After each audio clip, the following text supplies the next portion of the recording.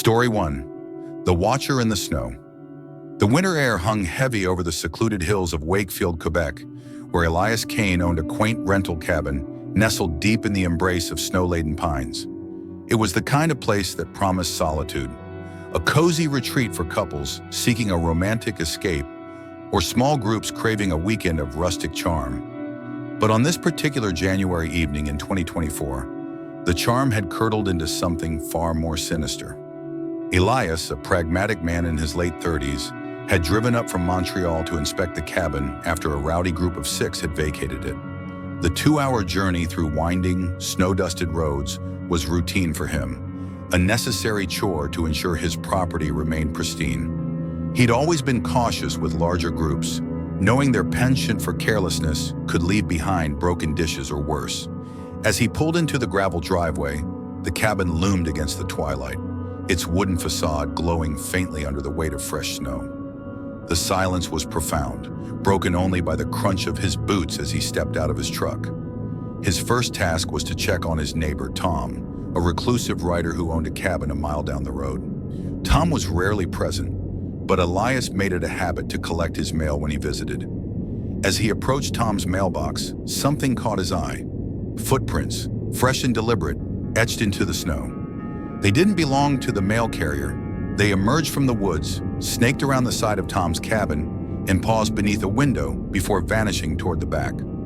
A chill unrelated to the cold crept up Elias's spine. He texted Tom, reporting the absence of the expected letter and mentioning the unsettling tracks. Tom's response was curt. "Check where they lead. Don't worry unless they broke in." Elias followed the prints, his breath clouding in the frigid air. They circled Tom's cabin, then disappeared into the dense forest.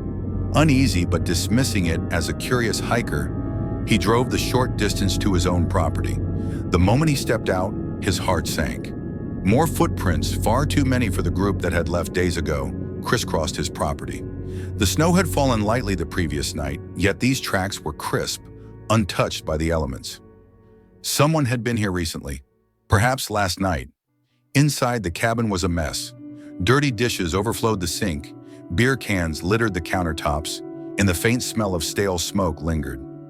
Elias sighed, resigned to the cleanup, but his unease grew. He changed the front door's keypad code, a precaution he took after every guest, and began tidying.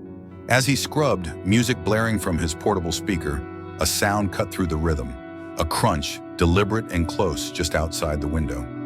He froze, heart pounding, and silenced the music. There it was again. Footsteps, slow and measured, circling the cabin. Elias crept to the window, peering through the frosted glass. The snow glowed faintly under the moonlight, but no figure emerged. He checked the locks, his pulse racing, and sat in the darkened living room, straining to hear. 20 minutes passed in agonizing silence before he mustered the courage to step outside, a flashlight in one hand and a crowbar in the other. The footprints were fresh, a single trail looping around the cabin, pausing at the air conditioning unit by the back window. They didn't lead away. They simply stopped, as if the intruder had vanished. Back inside, Elias tried to focus on work, ordering food via a delivery app to distract himself. But as night deepened and snow began to fall again, the cabin's isolation felt oppressive. He worked late, the glow of his laptop the only light in the room, when a new sound shattered the quiet. Creaks from the ceiling, rhythmic and unnatural. The cabin had no attic, only a slanted roof groaning under the snow's weight, or so he told himself. By midnight, exhaustion tugged at him, but sleep was impossible. He lay in the guest bedroom, the window a black void against the storm outside. Then, unmistakable and horrifying, came the sound of footsteps in the snow, passing directly beneath his window. They paused, then faded. Elias sat upright, clutching the bed frame, his mind racing. Was it the same person? Were they watching him? He waited, paralyzed, for any sign of a break-in, but none came. An hour later, unable to bear the suspense, he donned his coat, grabbed a baseball bat, and ventured outside. The fresh trail was there, starting at the air conditioning unit and leading into the woods. The realization hit him like a physical blow. Someone had climbed onto the roof, using the unit as a ladder. The creaks hadn't been snow, they'd been footsteps above his head. Elias called the Wakefield police, his voice shaking as he described the night's events. A lone officer arrived, a grizzled man named Officer Daniels, who inspected the property with a flashlight. He climbed onto the roof, confirming footprints in the snow, and noted their unusual pattern, too deliberate, too focused. "Someone's been up here, all right," he said, his tone grim. "Could be kids, could be something else.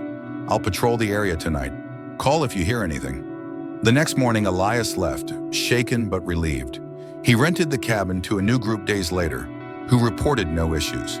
The incident faded into memory, but Elias never returned to the cabin alone. The footprints, the creaks, the sense of being watched, they lingered, a reminder that solitude in the wilderness could invite more than just peace. Story 2. The Snowball Intruder.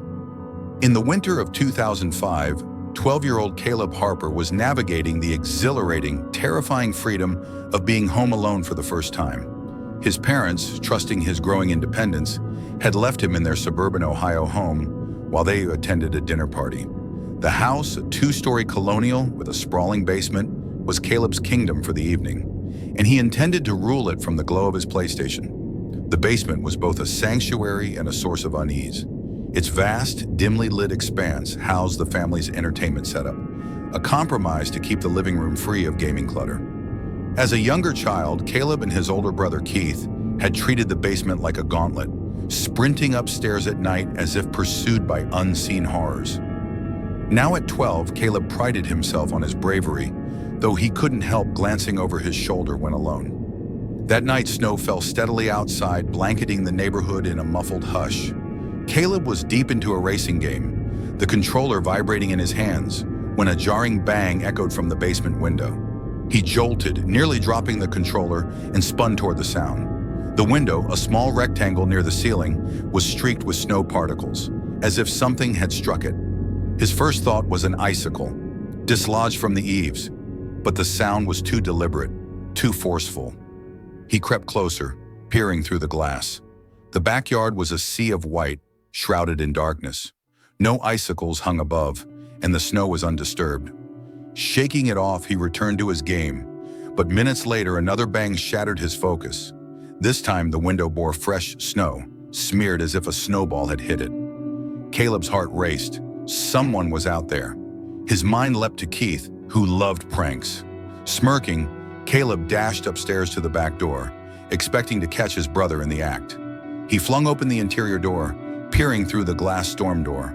The backyard was empty, save for the brick wall that obscured half the view. "Keith, I know it's you," he called, stepping outside in his slides, the cold biting his bare feet. The wind howled, snow stinging his face as he rounded the wall. Then he saw it, a figure crouched in the bushes along the fence. "Keith, come on!" Caleb shouted, but the figure didn't move. The longer he stared, the less it resembled his brother. It was too tall, too still, cloaked in a hooded jacket. Fear clawed at Caleb's chest. He stumbled back inside, locking the door with trembling hands. He grabbed the cordless phone and dialed his mom, his voice shaking as he asked if Keith was home. "No, he's at Jake's for the night," she replied. As she spoke, another snowball struck the basement window, the sound reverberating through the phone. "Mom, someone's throwing snowballs!" Caleb cried. His parents, now on speaker, tried to calm him. His dad suggested it was just kids, but his mom's voice was tight with worry. "Stay upstairs, lock your door. I'm calling the police." Caleb obeyed, retreating to his bedroom and plunging it into darkness. From his window, he saw the figure again, prowling the backyard. It paused at the kitchen window, knocking softly, then tried to lift it. The window held, locked tight for the winter, but the intent was clear. This wasn't a prank. The figure glanced upward, and Caleb ducked, his breath hitching. Moments later, a snowball crashed against his bedroom window, followed by another. He curled up on the floor, heart pounding, until the attack stopped.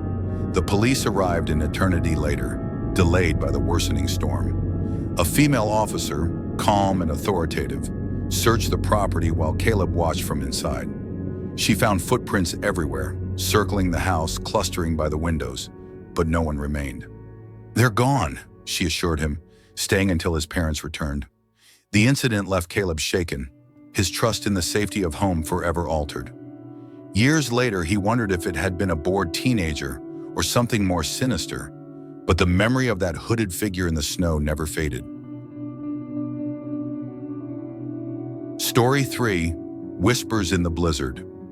In the heart of the Colorado Rockies, where winter transforms the landscape into a frozen labyrinth, a group of 4 friends sought adventure in January 2010. Jake Sullivan, his girlfriend Trish, and their friends John and Katie had planned a weekend at John's family cabin, a remote outpost surrounded by towering pines and endless snow. The forecast promised a blizzard, perfect for their plans to snowboard, hike, and revel in the wild solitude. The cabin was a rustic masterpiece, its wooden beams polished by years of family memories. That first night, the group unwound in the hot tub, wine glasses clinking as snowflakes danced in the air. The forest was silent, save for the whisper of falling snow, and the isolation felt exhilarating. But as they laughed and planned the next day's adventures, an unseen presence seemed to watch from the darkness beyond the cabin's glow. The following morning, a light snow dusted the ground, disappointing their hopes for a powder day. Undeterred, John fired up the family's quad, a beast of a machine stored in the shed. The group took turns tearing through the property's trails, the quad's roar echoing across the open fields. Jake and Trish opted for sledding, racing down a steep hill until their cheeks were flushed with cold. By afternoon, the snow intensified, and after a quick lunch in town, the girls retreated for a nap. Jake and John, restless, donned their hiking gear and set out to conquer a nearby trail. The trail wound up the mountain, its path obscured by thickening fog. The 2 men, fit and experienced, pushed through the snow, their breath steaming in the frigid air. At a high vantage point, they paused, the world around them a white void. The snow was falling harder now, and Jake, half joking, asked John if he was sure of the way back. "Always," John replied, but his confidence wavered as the blizzard closed in. As they descended, a sound stopped Jake cold, a low, guttural moan, like a human voice distorted by the wind. He grabbed John's arm, whispering, "Did you hear that?" John shook his head, but moments later, it came again, closer this time. It wasn't an animal, it was too deliberate, too mournful. Footsteps followed, crunching in the snow behind them, invisible in the fog. Panic set in, and they quickened their pace, the trail blurring beneath their boots. Jake's phone buzzed, a sudden signal piercing the dead zone. Trish's text flooded in, frantic. "Is that you outside? Someone's here. We're scared." Jake tried to respond, but the message wouldn't send. He told John, his voice tight, "We need to get back, now." The moans continued, shadowing their descent, and the footsteps grew bolder, as if their pursuer no longer cared to hide. They reached the cabin at dusk, pounding on the door until Trish and Katie let them in. The girls were pale, their voices trembling as they described 2 figures circling the cabin, one peering through the window. John retrieved his father's hunting rifle, his hands shaking as he loaded it. The group huddled in the living room, blinds drawn, the storm raging outside. Dinner plans were nearly abandoned, but hunger won out. John and Jake, rifle in tow, scouted the perimeter before ushering the girls to the truck. At the diner, they avoided mentioning the woods, not wanting to escalate the girls' fear. Back at the cabin, they settled in for a movie, but a violent knock at the door shattered the calm. John gripped the rifle, his knuckles white, as Jake urged silence. A second knock followed, then nothing. The group waited, breathless, but no further sounds came. John and Jake took turns keeping watch in the living room, the rifle between them. The night passed without incident, but the morning brought a chilling discovery, or rather, a lack of one. The snow outside was pristine, untouched by footprints, as if the night's events had been erased. The group left, shaken, the cabin's warmth now tainted by an unshakable sense of dread. Jake never returned to the Rockies, haunted by the moans and the footsteps that had followed them through the blizzard. A reminder that some wildernesses harbor secrets best left undisturbed.